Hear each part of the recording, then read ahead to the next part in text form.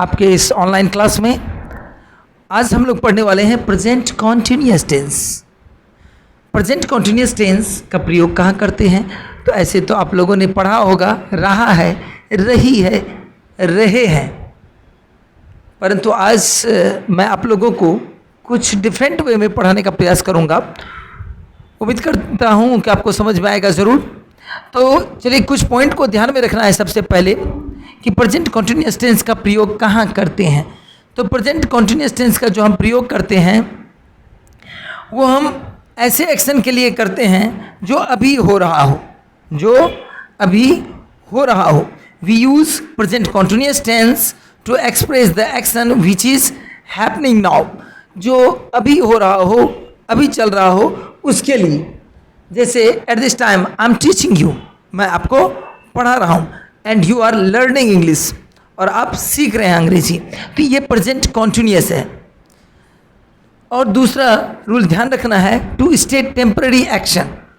Temporary action के लिए भी हम कॉन्टिन्यूअस टेंस का ही प्रयोग करते हैं।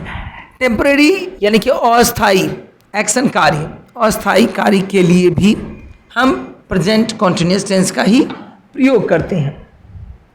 तो टेम्पररी एक्शन में जैसे अगर पूछा जाए आपको अभी क्या कर रहे हो, what are you doing now, तो आपने टेम्पररी एक्शन बताया कि आप रीडिंग कर रहे हैं, लर्निंग कर रहे हैं, प्ले कर रहे हैं या प्लेइंग कर रहे हैं। आप जो भी कहे, जो जिस समय हो रहा है, हैपन हो रहा है, उसको डिलीवर करने के लिए, उसको एक्सप्रेस करने के लिए हम प्रेजेंट कॉन्टिन्यूअस टेंस का प्रयोग करते हैं। इसके कुछ फॉर्मेट हैं, चलिए फॉर्मेट को देखते हैं।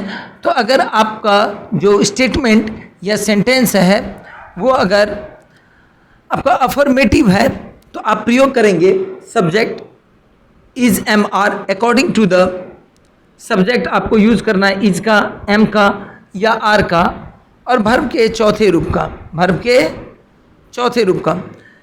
आप संभव तो जानते होंगे ही, सी, इट के साथ इज का प्रयोग करेंगे, आई के साथ एम का, यू, दे, वी के साथ हम आर का प्रयोग करेंगे। कॉन्टिन्यूअस फॉर्म कहते हैं वर्ब के चौथे रूप को, यानी कि आई एन जी फॉर्म को। जैसे प्ले, प्ले में आई एन जी आप जब ऐड करते हैं तो वो वर्ब का चौथा रूप हो जाता है। जैसे यू आर प्लेइंग, जैसे हम बोले यू आर प्लेइंग, आप खेल रहे हो, तो खेलने का जो काम है ये अभी कंटिन्यू है, जारी है, ठीक है। सी इज़ डांसिंग, वह नाच रही है। दैट मीन्स कि नाचने का जो एक्शन है वो अभी जारी है।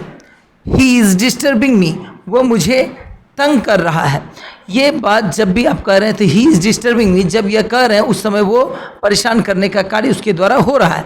दे आर चीटिंग अस, वे हमें धोखा दे रहे हैं, यानी कि धोखा देने का काम भी क्या है, जारी है। तो आपने देखा कि प्रेजेंट कॉन्टिन्यूअस टेंस का हम प्रयोग कहाँ करते हैं? उस एक्शन के लिए जो अभी हो रहा हो, उसके लिए हम प्रेजेंट कॉन्टिन्यूअस टेंस का प्रयोग करते हैं। अगर हमारा स्टेटमेंट निगेटिव हो या सेंटेंस हमारा निगेटिव हो तो हम प्रयोग करते हैं इज एम आर के बाद केवल नॉट लगा देंगे और सेंटेंस बना करके हम प्रयोग कर सकते हैं। या फिर आप शॉर्ट में प्रयोग कर सकते हैं इज नॉट के प्लेस पर इजेंट, और आर नॉट के प्लेस पे आर एंट। और एक एक्सेप्शन है, ध्यान में रखना है कि एमेंट नहीं होता है कि अगर हम एम एंट का प्रयोग करते हैं, एमेंट का, तो उसका प्रयोग नहीं होता है उसके एक्सेप्शन में, यानी कि ये एक्सेप्शन है और उसके बदले में जो है हम आरेंट का ही प्रयोग करते हैं, ठीक है। जैसे they are not doing their job, वे अपना काम नहीं कर रहे हैं। दैट मीन्स कि निगेटिव सेंटेंस है, निगेटिव सेंस है यहाँ पर कि वे अपना काम नहीं कर रहे हैं, यानी कि उनके द्वारा अभी जो है उनका काम नहीं हो रहा है। सी इज़ नॉट रीडिंग, वह नहीं पढ़ रही है। दे आर नॉट प्लेइंग, वे नहीं खेल रहे हैं। और दूसरा देखिए, और अभी आपको एक एग्जांपल दिए थे, I am in the market. I am in the market जब कह रहे हैं तो ये टेम्पररी एक्शन है कि मैं बाजार में हूँ। अब यहाँ पर कहिएगा सर वर्ब का चौथा रूप का इस्तेमाल नहीं हुआ है, तो ये सही है, परंतु ये क्या है, हम जो टेम्पररी एक्शन होता है उसके लिए सिंपल प्रेजेंट टेंस का प्रयोग करते हैं, जबकि परमानेंट एक्शन के लिए जो है परमानेंट एक्शन के लिए हम सिंपल प्रेजेंट टेंस का, और टेम्पररी एक्शन के लिए हम प्रेजेंट कॉन्टिन्यूअस टेंस का प्रयोग करते हैं। I am in the market जब कह रहे हैं तो मार्केट में परमानेंट तरीके से तो नहीं है, एक निश्चित समय के लिए होंगे, वहाँ से फिर बाहर निकलेंगे। अगर आपसे पूछा वेयर आर यू, तो आप क्या जवाब देते हैं? आप जवाब देते हैं I am in the market, मैं बाजार में हूँ।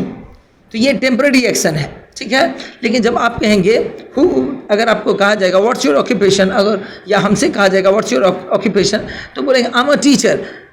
क्या बोलेंगे? I am a teacher. तो वो सिंपल प्रेजेंट टेंस में है, ठीक है। नेक्स्ट बढ़ते हैं।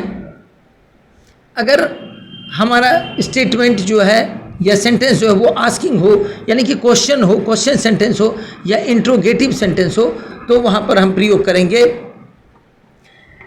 तो किस प्रकार स्ट्रक्चर का? तो ध्यान दीजिए कि सब्जेक्ट के पहले इज एम आर का प्रयोग कर देंगे। जो सब्जेक्ट के बाद इज एम आर वर्ब का चौथा रूप, उसके बाद ऑब्जेक्ट या रेस्ट वर्ड जो भी रहता था उसका इस्तेमाल करते थे।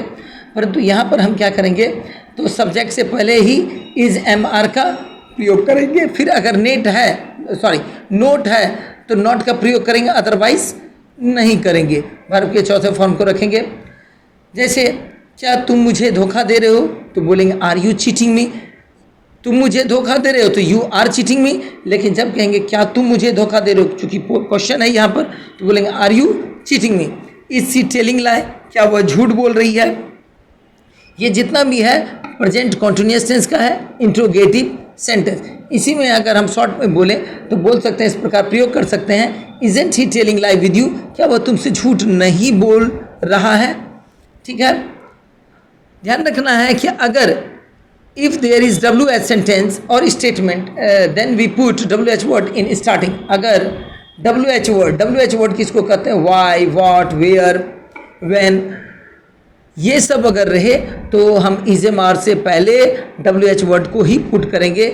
जैसे एग्जाम्पल देखिए कि तुम क्या कर रहे हो, व्हाट आर यू डूइंग। यहाँ आपको ये नहीं पूछा जा रहा है क्या कर रहे हो, मतलब तुम क्या कर रहे हो, जो आपके द्वारा एक्शन हो रहा है उसके बारे में पूछा जा रहा है।